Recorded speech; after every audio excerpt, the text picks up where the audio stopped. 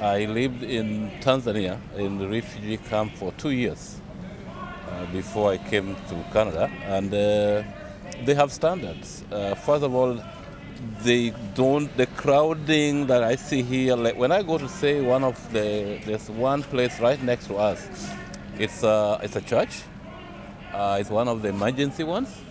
You go there, people on the floor, it's like just litter on the floor. There's no heating. People are miserable. You wouldn't put refugees in that situation. It's terrible.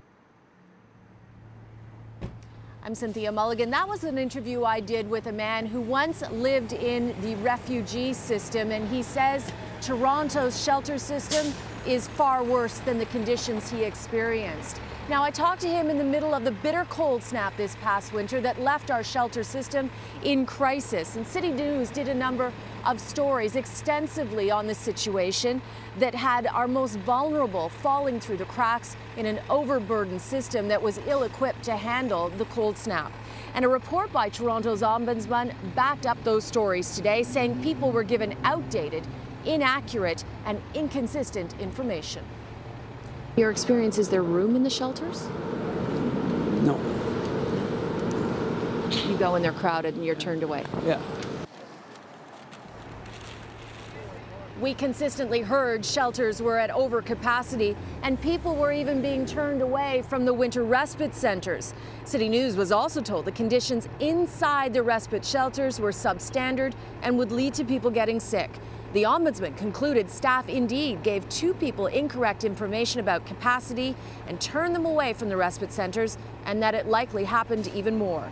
The ombudsman also found unacceptable disparity in the services at the respite centers, and at one location it was only 11 to 14 degrees Celsius. Some had no showers, most were not accessible.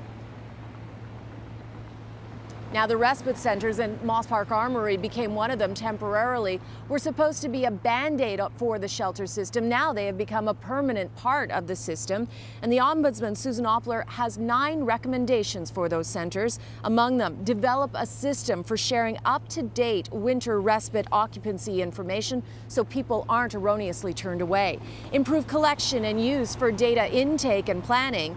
And this is a really important one. Consult with people using the services and especially professionals who are on the front lines. This is what Mayor John Tory had to say about the report.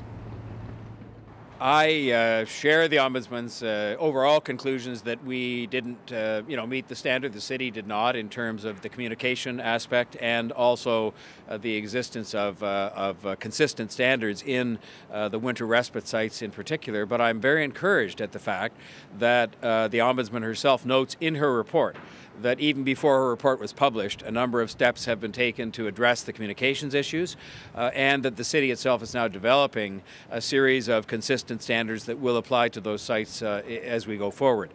I'm also very encouraged at the fact that the staff of the city have said unreservedly and without qualification they accept every one of the recommendations made by the Ombudsman. Now, earlier in the show, I was talking to Toronto street nurse Cathy Crow, who is a very vocal advocate for the homeless and has long been saying that the city has a crisis in its shelter program. And she says the main emergency the city is now facing is that as of April 15th, the respite centers are slated to close.